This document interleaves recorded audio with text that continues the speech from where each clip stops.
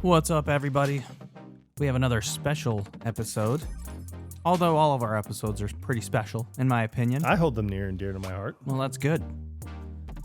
What do we have for them today? Today, we're going back 27 years. 1998. Ooh. Yeah. The place. A bowling alley. The time. The place. No, this week I got another fan theory episode on the Big Lebowski. Ah. Yeah, we did this episode 3 years ago. Jesus Christ. I know. It feels like forever. It does. Just forever and ever ago. I feel like we did didn't we do like a recap like later on afterwards? I believe so. God. The The time flies. How the tables turntables have turned. No, this one I actually enjoyed reading these fan theories.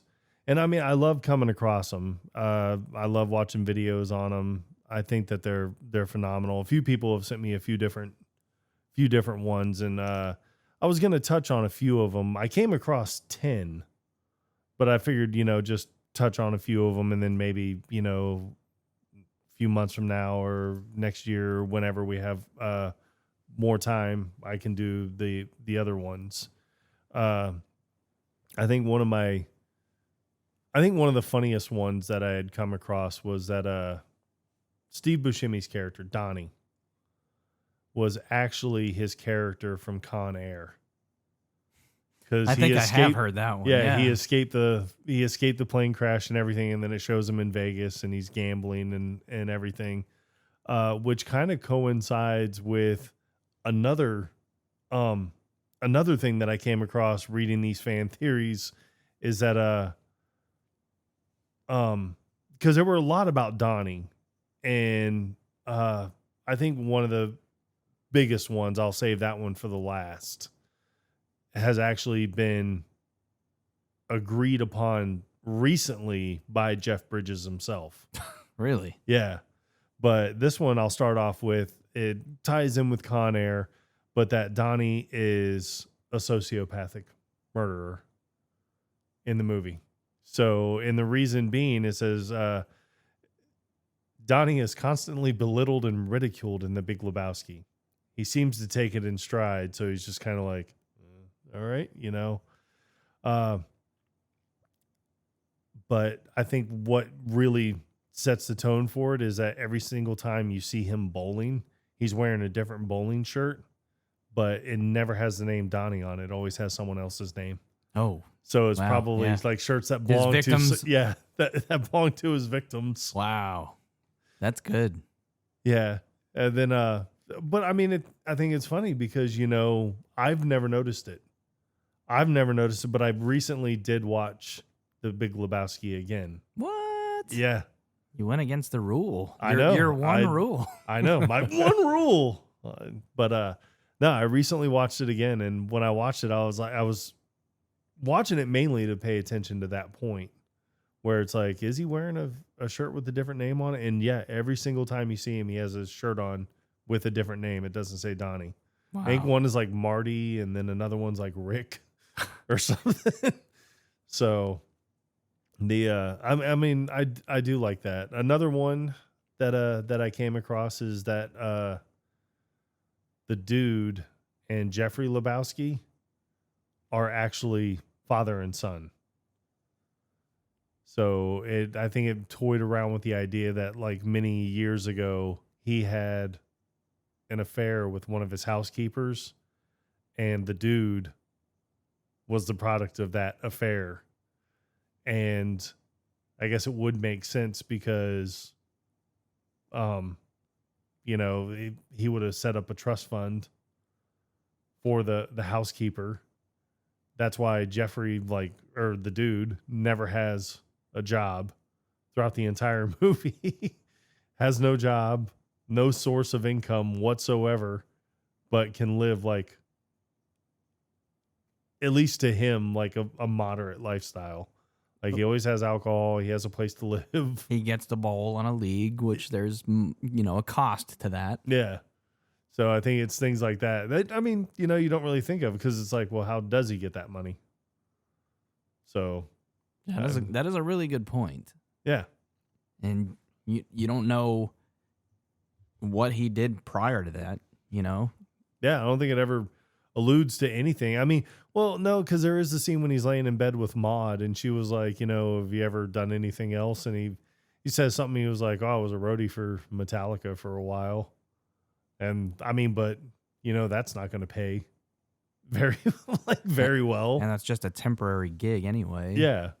So, but I do like his little line, because he's just like, toured with Metallica, was a roadie, bunch of assholes.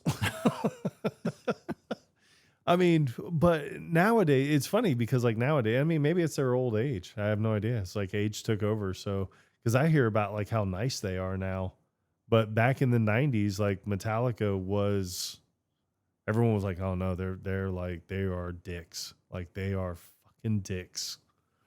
So I think it's I don't know. It's like, who do you believe now? Then another fan theory that has been thrown out there. I guess it goes along the lines of probably the drug psychosis world of it, is that it follows Alice in Wonderland. And as Alice follows a rabbit down a hole, and the dude has to follow Bunny because she's just disappeared. And then you have Walter and Donny, who are kind of like Tweedledee and Tweedledum. Yeah, in the movies. And then you have the narrator, who's like the Cheshire Cat from Alice in Wonderland. So you have all those things that just kind of like coincide with each other. And then what was another one was that everybody in the movie knows it's a movie except for Donnie. So in all essence, Donnie's the viewer of the movie. What the hell? Yeah. So you have, the dude who is like has his antics and everything, and he's going on like wacky, crazy adventures that all lead back to the same thing. Then you have Maud, who plays like a neo-noir crime drama woman. And then you have Walter, who's the PTSD-riddled Vietnam veteran. And then you even have the narrator, played by Sam Elliott, who's the cowboy that just shows up randomly. Yeah, so Donnie just gets to watch all this.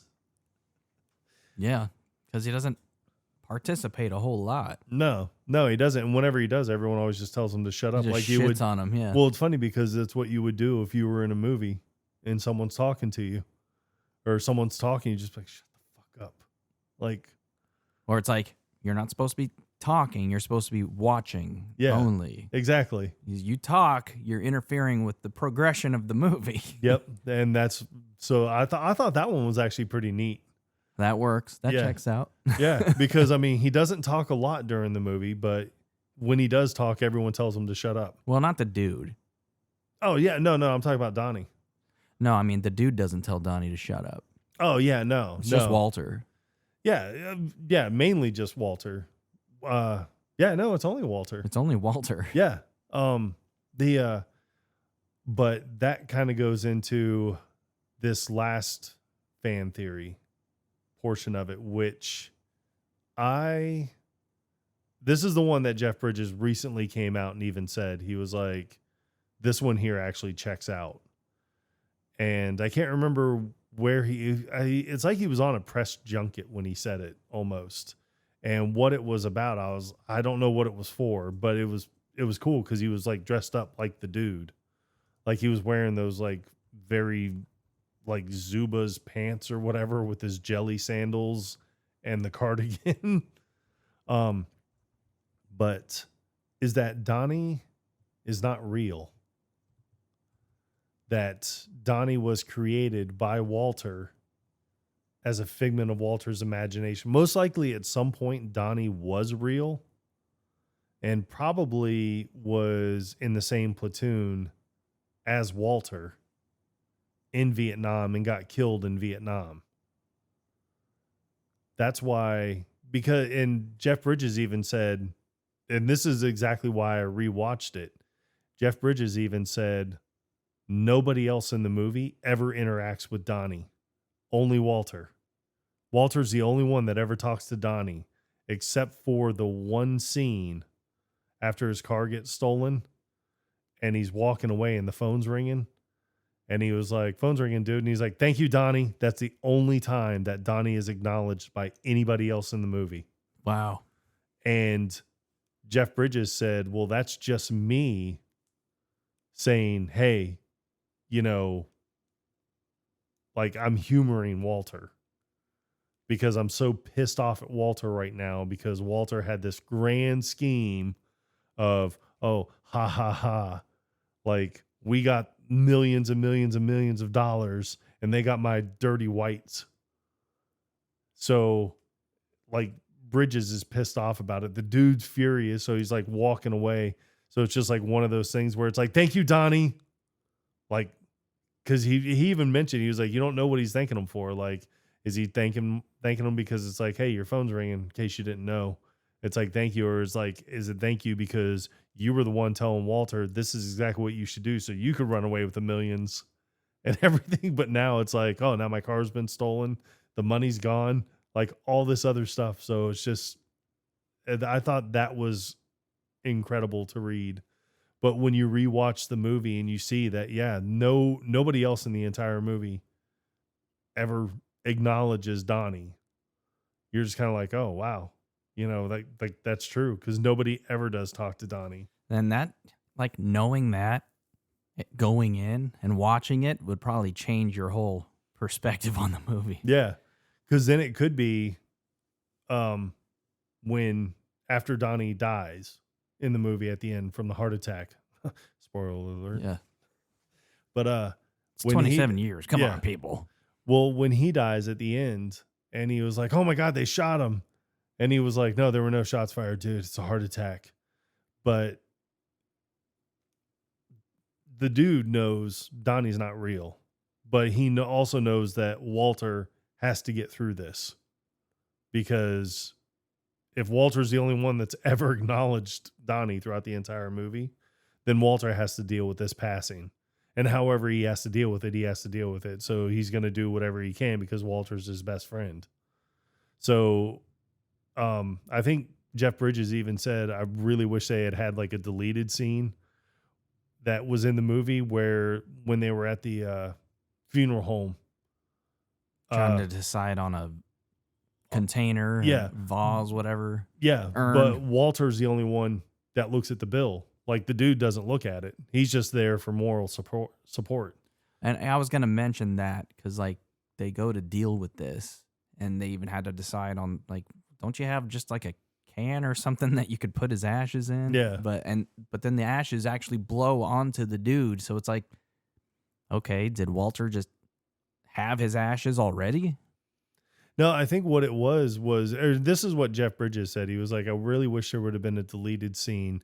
That way, when Walter's like, is there a Ralph's around here? And he goes to get the coffee pot, the dude actually stays back and says, look, my buddy's going through some stuff.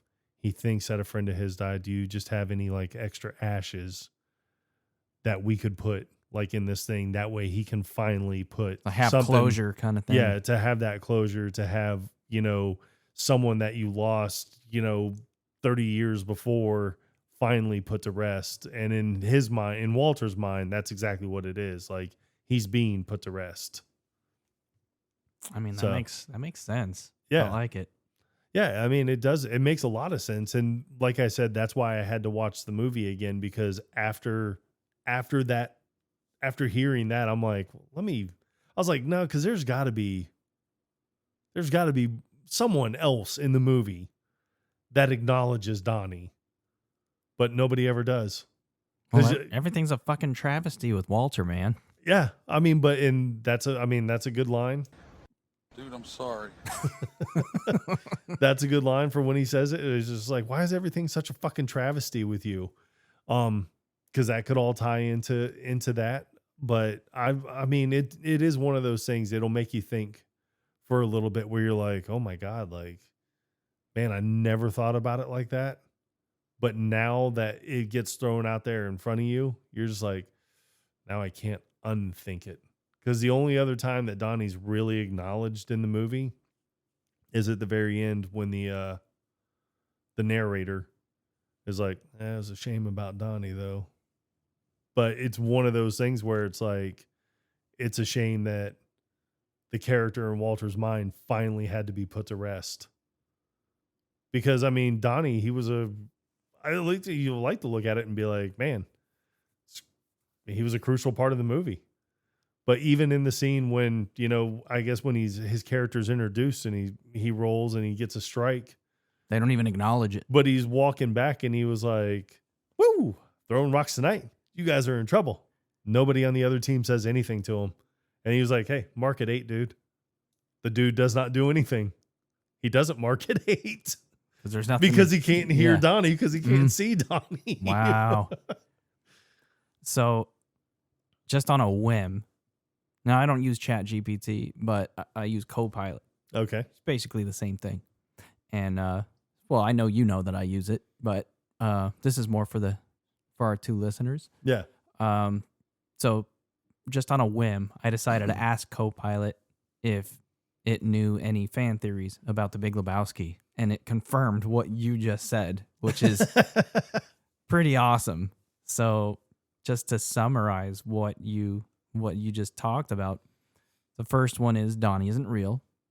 This theory suggests that Donnie is actually a figment of Walter's imagination, possibly a friend he lost in Vietnam. Walter is the only one who consistently interacts with Donnie, which fuels speculation that he's a manifestation of Walter's PTSD. The second one is the dude is Jeffrey Lebowski's son. Some fans believe that the wealthy Jeffrey Lebowski had an affair with his maid, who later gave birth to the dude. This would explain why the dude seems to have a trust fund that allows him to live his laid-back lifestyle without a steady job. 3. The Big Lebowski is a modern Alice in Wonderland. The theory draws parallels between the dude chasing Bunny and Alice chasing the White Rabbit. The film's eccentric characters could represent figures from Alice in Wonderland, like the stranger as the Cheshire Cat. And then 4, everyone but Donnie knows it's a movie. This theory suggests that each character behaves as if they belong to a different genre, while Donnie is the only one unaware that he's in a film. His confusion disrupts the flow of the other characters' narratives, leading to Walter's frequent outbursts. So I like that it lines up with what you were talking about. And the other thing that's interesting about these fan theories is none of them conflict with one another. No, they don't. I mean, and it's crazy. I mean, because you could think up a fan theory out of nowhere. I mean, I can't because I'm not smart enough. I'm stupid. So, but it's just like, I mean, but it's one of those things where you just sit there and think about like, oh my God, like, you know, I mean, I have another fan theory for later on about Patrick Swayze's characters. And it's like, I could never think this shit up. Like, I'm not smart enough to know this kind of stuff. Yeah. But yeah, to go through something like the Big Lebowski, you just read 4. I just went through 4 different scenarios on the Big Lebowski. But Damn it. Token mic hit. Yep. But You were doing so good. I know I was. But no, I mean, I just went through one, like the article that I had pulled up had 10. It was 10 different fan theories. Wow. And all of them are different from each other.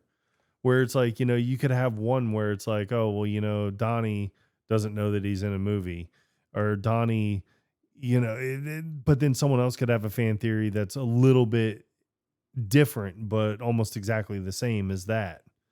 But no, I mean, it's 10 different fan theories where you're like, whoa.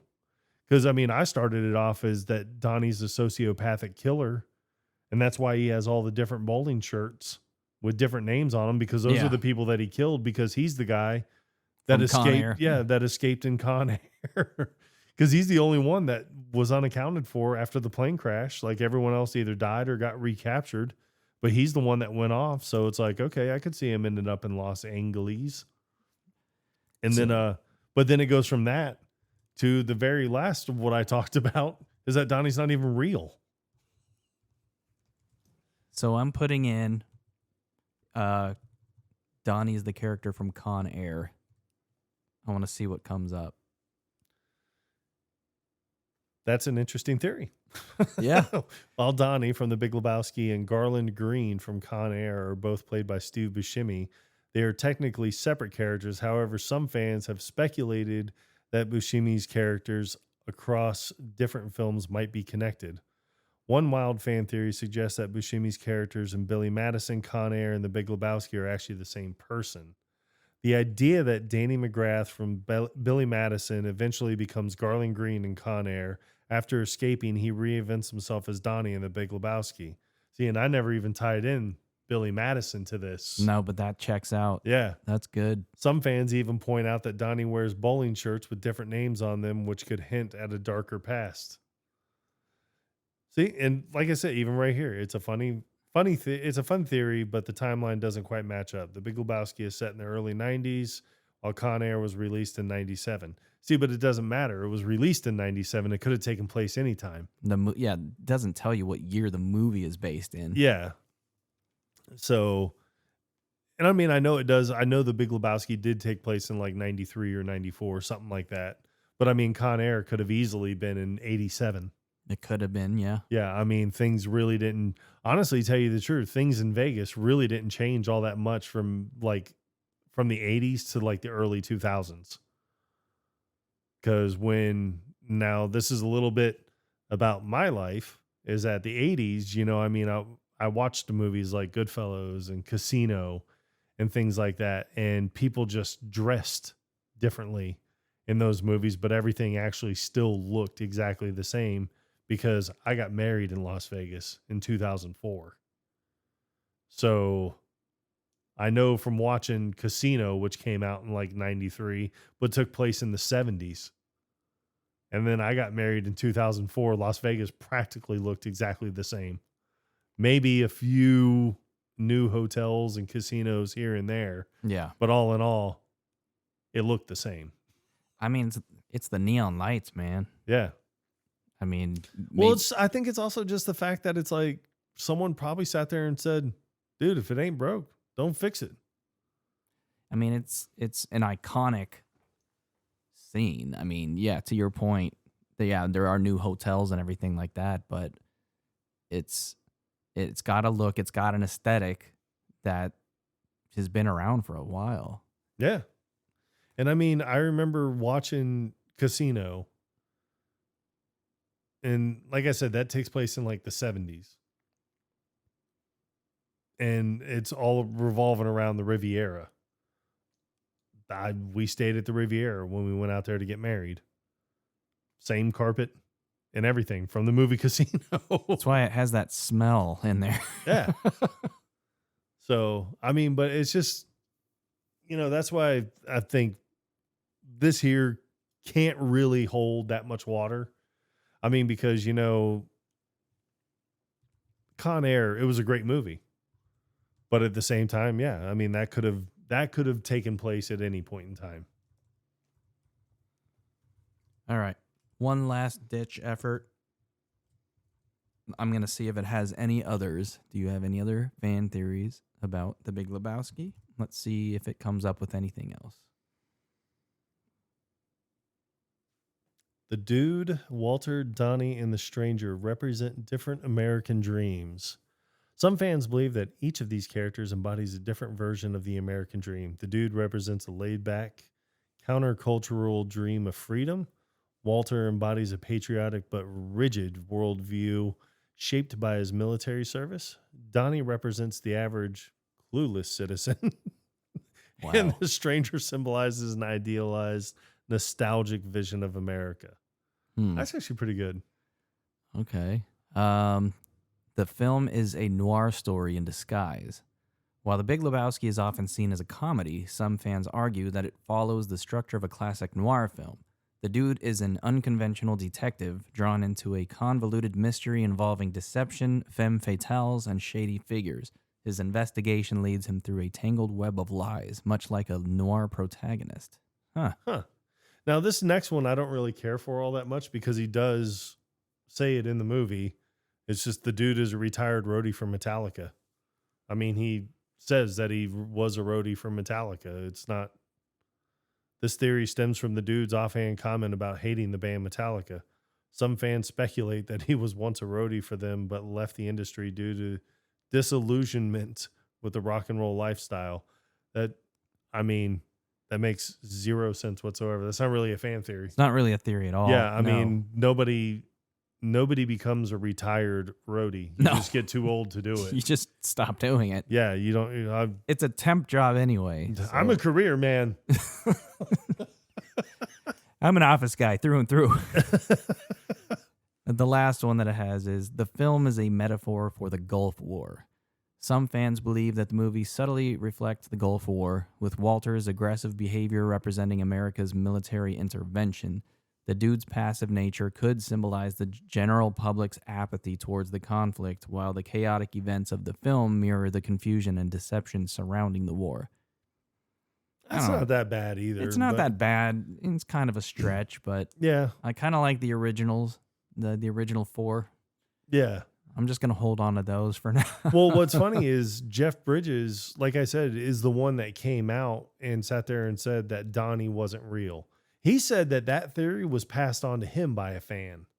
And he was like, nah, I don't think it holds water. He's like, so I watched the movie again, and he was like, that actually holds water. He's like, huh. But the Coen brothers who directed the film, they're like, no, that's absolutely ridiculous. Like, What? they adamantly deny it, Wow. which tells me That is true. That is true. Because they would never admit that. Yeah. Otherwise, it wouldn't let people hold on to their belief, Yeah. their fan theories. The whole point of the fan theory is it was never intentional. Yeah. And I mean, and that's exactly what it is. I mean, it's in the title. It's a theory. So it's kind of like learning a magic trick. It takes away the magic. You know what I Yeah. mean? But no, I mean, and I enjoy these fan theories. I mean, I really enjoyed doing the one on Titanic. Yeah. I thought that was a lot of fun. Like I said, I have a Patrick Swayze fan theory that I'm ready to unveil. Now that one there will be a quick, like a very quick kind of blip, because it's not. It's nothing that really drawn out. Yeah, it's not drawn out at all. It's just like, how one person that he played is actually 2 other people in 2 other movies. Yeah. So, Well, worst case scenario, we can kind of tie a couple Yeah. other in one episode. So it's not just like a 5-minute thing. yeah, But we'll talk about that one and see how it pans out. yeah, But yeah, this was good. I really enjoyed that. yeah. So nothing else to add? No, not right now. All right. Well, Ugh. your favorite. Ugh. All right, guys. Until next time. Quotable Podcast. Out. This aggression will not stand, man. That's interesting, man.